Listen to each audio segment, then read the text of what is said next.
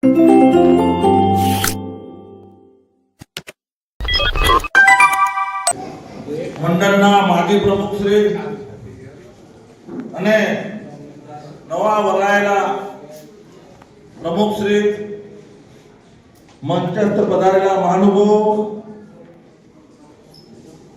આજીવન સભ્યશ્રીઓ, વડીલો, બહેનો અને માતાઓ,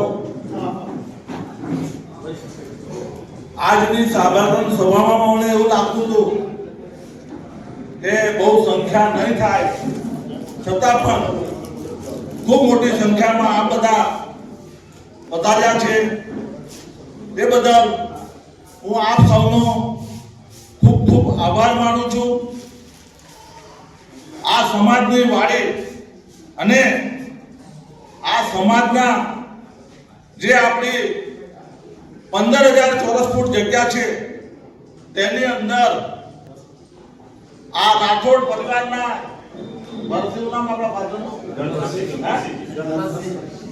ગણપતસિંહ ગંભીરસિંહ રાઠોડ એમને જે 10,000 ચોરસ ફૂટ જમીન આપી છે, આજે આ જમીનની વેલ્યુ મૂકીએ તો લગભગ 1 કરોડ સવા કરોડ જેવી થાય. આટલી ઊંચી એમને બોલું અને તેના પ્રતાપે જ આજે આપણે અહીંયા જે બેસી રહ્યા છે મિત્રો, આજે વાત વર્ષને 30, 32, 35 વર્ષના માનવી રહ્યા છે. આજે ઘણા સમાજવાળા વાડી બનાવવા માટે ફોફો માર્યા છે, કારણ કે કિંમતો એટલી બધી અત્યંત મોટી વધી ગઈ છે કે ના પૂછો વાત. મિત્રો, આ સમાજની વાડીમાં ડેવલપમેન્ટમાં કદાચ 30, 35 વર્ષના જે યંગસ્ટર છે, 40 વર્ષના, એમને ખબર નહીં હોય કે આ વાડી કેવી રીતે બની. એના જૂના કાર્યકરો અહીંયા જ્યારે કામ ચાલતું હતું ત્યારે કિરીટસિંહ મહારાઉલ, ગૌરવસિંહ ગરિયા, પારસસિંહ અહીંયા પડે પગે રહેતા હતા. આ અમારા મહેન્દ્રસિંહ ગરિયા અહીં પાણી છોડવાનું હોય તો ટોટી લઈને તરત જતા હતા. એ એનો ઇતિહાસ છે સાહેબ, 32, 35 વર્ષનો. ત્યાર પછી એક મહાયજ્ઞ થયો 1995માં, જે 110 મેમ્બરોને અહીંયા બેસાડ્યા હતા અને મેઇન કુંડ ઉપર છોટાઉદેપુરના મહારાણી અને મહારાજા સાહેબ બેસેલા. ત્યારે મને ખ્યાલ છે કે રાજસિંહ મુનિ અને આપણા જેતપુર પાવીના જે શંકરદેવ કુમારશ્રી એમના સાનિધ્યમાં મહાકુંભ યજ્ઞ રાખેલો. ત્યારે મને ખ્યાલ છે કે મને રામસિંહ દાદાએ કીધેલું કે જોરુભાઈ, તમારી જે ફંડી ગાડી છે સોમભાઈ દેસાઈને મોકલો, ગુરુજીને લઈ આવે. ત્યારે તે ટાઈમે ગુરુજીને અહીંયા લાવેલા અને ખૂબ મોટી સંખ્યામાં ખૂબ ઉત્સાહથી આ સમાજે તે વખતે જાગૃતના બહુ મોટી પબ્લિક ભેગી થઈ. મને ખ્યાલ છે ત્યાં સુધી. પછી પણ પરિસ્થિતિ એવી થઈ કે આપણી જોડે મણિપાળનો બહુ મોટો ક્વેશ્ચન હતો અને 97ની અંદર સમૂહ લગ્નનું આયોજન થયું અને આ નવા પ્રમુખે મને પ્રમુખ બનાવ્યો. ત્યારે આપણી આ વાડીમાં પૈસો નહોતો.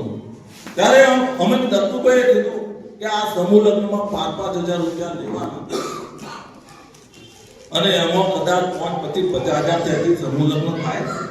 કારણ કે સમાજ જોડે મેં ઠરાવ કરાવ્યો કે જો મારા સમાજનો વરઘોડો જે નીકળશે, બેન્ડ વાજા હાથે નીકળશે, ફટાકડા હાથે અને 101 દરબારનો સાથે જોઈશે, ઠરાવ મેં કરાવ્યો. તો એ શરતે હું એક ખુરશી પર બેહીશ, નહીં તો ખેડૂત માણસ હું ખેતરને છેડે બેહવાનો મને એનો ભો નથી. પણ સમાજે એ મંજૂર કર્યો અને પહેલા સમૂહ લગ્નની અંદર આપણે લગભગ 2 થી 2.5 લાખનું કલેક્શન થયું અને બધું દેવું તો એ થઈ ગયું, ઉપર પૈસા થયા. અને પૈસા નતા એ 4 ગોળા માટે હું ને દત્તુભાઈ આ ગામડામાં ફરેલા. દત્તુભાઈને કીધું મારી ફ્રન્ટથી મારું પેટ્રોલ ચાલો ગામડામાં. તો મને ખ્યાલ છે લગભગ 45,000 થી 47,000 રૂપિયા મેં ઉઘરાવ્યા હતા. અને ફરીની જે જાન આગલે દિવસે આવી ગઈ અહીંયા, ત્યારે રાત્રે 10, 10:30 અમે માટા ગયેલા. મુરાસી બાપુ ઉઠાયા કે હું ઉધો છો, આ ફરીના આયોજન બીજો ખર્ચો હોયતો છે, લાવો પૈસા. તો 3 આજીવન સભ્યો બનાવેલા. આ 27 વર્ષ જૂની વાત. પછી દર વર્ષે સમૂહ લગ્નો થયા, કેલેન્ડર છપાયા, પછી ઇનામો ડ્રો રાખ્યા. આપણે આવા નાના મોટા અનેક કાર્યક્રમો અને જેના પ્રતાપે આજે અહીંયા આપણે ઘણું મોટું ડેવલપમેન્ટ કરી શક્યા છે સાહેબ. અને મને ખ્યાલ છે કે હમણાં જે આ બાંધકામ થયું એમાં ખૂબ સાથ અને સહકાર મળ્યો છે, જે બદલ હું સમાજને આભાર માનું છું.